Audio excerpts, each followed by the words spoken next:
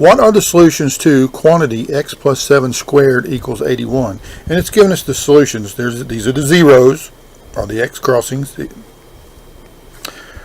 One of these is a solution to this. We can do this by graphing. A simple way to do this is by graphing. When in doubt, graph it out.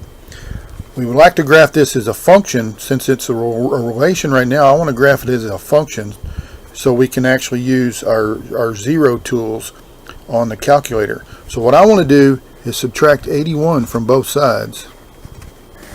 That gives me x plus 7 quantity squared minus 81 equals 0, and therefore that is f of x. Okay, now we're going to start a new document. Save. No, we want to graph it out, so choose graph. So I'm going to choose parentheses x plus 7, arrow out, quantity squared, arrow to the right. Oops, I made a mistake. I'm going to fix that as soon as I can find it. Press escape. I'm going to choose tab, arrow up, and then I'm going to add in minus 81, and I'm going to graph this. Okay, I can see part of my graph here.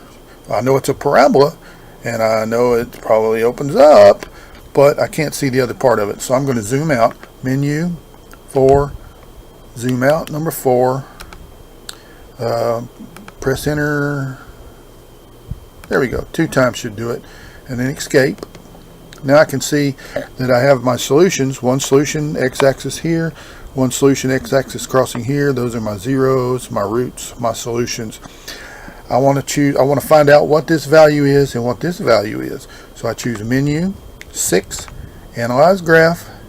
I want to choose my 0. I choose my left bounds on my left solution. Arrow over, kind of block it in, bracket it in there. And I press enter, and I get negative 16 and 0. So at negative 16 I have 0. So one of my solutions is negative 16. And my other, choose it again, menu, analyze graph, 6. I want to choose 1 for 0. I want to bracket my right hand solution, and I get 2. And so our solutions are x equals negative 16 and x equals 2. And sure enough, here's my solution, J.